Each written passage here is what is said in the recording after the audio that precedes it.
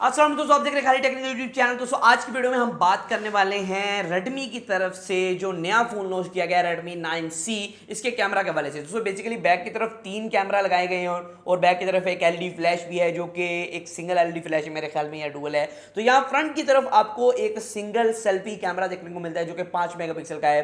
दोस्तों यहाँ देखेंगे कि इसके कैमरा कैसे परफॉर्म करते हैं। बेसिकली ये एक कम बजट वाला फोन है, आपको 16,000 के अंदर, 16,700 के अंदर ये फोन पाकिस्तान के अंदर अवेलेबल करवाया गया है। तो देखेंगे इस रेंज के अंदर आपको ट्रिपल कैमरा जो रेडमी ने दिया है कि वाकई वो चलते हैं, कि वाकई आपको अच्छी क्वालिटी प्रोवाइड करते हैं, और अगर क्वालिटी अच्छी प्रोवाइड कर रहे हैं तो कैसी क्वालिटी प्रोवाइड करें। तो वीडियो को स्टार्ट करते हैं और जान लेते हैं मुकम्मल डिटेल से कि इसका कैमरा आपको कैसा देखने को मिलेगा। तो बैक की तरफ ये जो फोन है ट्रिपल कैमरा के साथ आता है। पहला कैमरा जो है मेन सेंसर वो 13 मेगापिक्सल का है f2.2 एपर्चर के साथ। एपर्चर थोड़ा सा ज्यादा है, उसकी वजह यह है कि आपको लो लाइट कंडीशन अच्छी नहीं देखने को मिलेगी। और यहां दोस्तों जो है दूसरा कैमरा आपको 2 मेगापिक्सल का डेप्थ सेंसर f2.4 एपर्चर के साथ।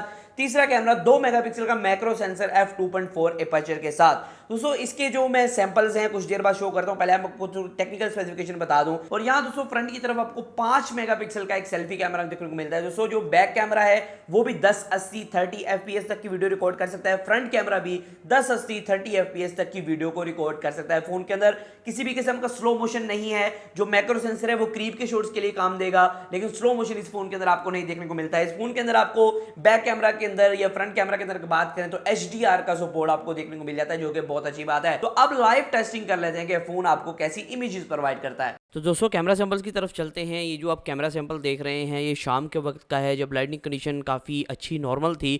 तो यहाँ आप देख सकते हैं कि बोके भी आपको अच्छा देखने को मिल रहा है और काफ़ी अच्छी शार्पनेस देखने को मिल रही है। ये दोपहर के टाइम का जब धूप बहुत ज़्यादा थी, आप देख सकते हैं काफ़ी ज़्यादा शार्प इमेज है और काफ़ी अच्छी फ़ोटोज़ आपको प्रोवाइड कर रहा है। और यहाँ जो बोके था वो भी काफ़ी कमाल का आ रहा था। बोके की तरफ से फ्रंट कैमरा बैक कैमरा दोनों का जवाब नहीं, बहुत अच्छी फ़ोटोज़ प्रोवाइड कर रहा था। जहाँ बात आती है बैक लाइट की, जब बैक लाइट इस कैमरे को पड़ती है तो थोड़ा सा रिकॉग्नाइज नहीं कर पाता है, और बाकी जो है स्काई की सब जगह पे आपको जो अच्छी फ़ोटोज़ प्रोवाइड कर पाता है। कलर थोड़े शार्प हैं, रेड को ज़्यादा रेड, ग्रीन को ज़्यादा ग्रीन, ब्लू को ज़्यादा ब्लू, जो कि अच्छा लग रहा था फोटोज़ के अंदर। अगर दोस्तों मैं लो लाइट कंडीशन के अंदर बात करूँ, लो लाइट कंडीशन के अंदर आपको थोड़ी सी ब्लरी फोटोज़ देखने को मिलती हैं, क्योंकि शटर स्पीड को कम किया गया है। अपर्चर कम होने की वजह से शटर स्पीड को कम करके यहाँ आप लो लाइट कंडीशन के अंदर फोटोज़ ले पाते हैं। और बैक लाइट जब कैमरे पे पड़ती थी इसके, तो बैक लाइट कभी कभी ये रिकॉग्नाइज नहीं कर पाता था। जैसे कि आप फोटोज़ के अंदर देख रहे हैं बैक लाइट बिल्कुल भी रिकॉग्नाइज नहीं हुई है, आपका फेस काले का काला ही आ रहा है।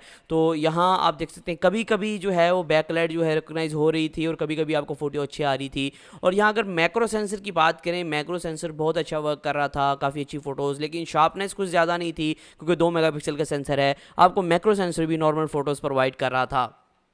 दोस्तों आपने देख लिया इस फोन का कैमरा टेस्ट। तो अगर मैं अपना ऑनेस्ट ओपिनियन दूं, सही से मशवरा दूं अपना, ये फोन आपको सुबह के टाइम बहुत अच्छी फोटोज प्रोवाइड करता है डे लाइट कंडीशन में और अच्छी लाइटिंग कंडीशन में। जैसे कि आप लाइटों के अंदर बैठा हूं तो काफ़ी अच्छी फोटोज आएंगी, लेकिन यहाँ थोड़ी सी लाइट कम होती है। जहाँ थोड़ा सा शाम का वक्त आता है तो ये फोन जो है मध्यम होना शुरू हो जाता है और आपको लो लाइट कंडीशन बिल्कुल भी अच्छी नहीं देता है, क्योंकि यहाँ इसके जितने भी कैमरा हैं वहाँ अपर्चर आपको f1.8 1.7 यहाँ का अपर्चर नहीं दिया गया है, 2.0 से ऊपर का अपर्चर दिया गया है। मतलब कि कंट्रास्ट लेवल ऐसा था कि बिल्कुल भी ब्लैकिश नहीं हो रही थी। शेडोज बहुत अच्छी आ रही थी, कलर्स बहुत अच्छे आ रहे थे, स्काई बिल्कुल ब्लू, मतलब कि एक आप कह सकते हैं कि ना बहुत अच्छी आपको जो है एक कलर करेक्शन या फिर आप कह सकते हैं कलर ग्रेडिंग देखने को मिली थी फोटोज के अंदर, जो कि मुझे काफ़ी अच्छा लगा।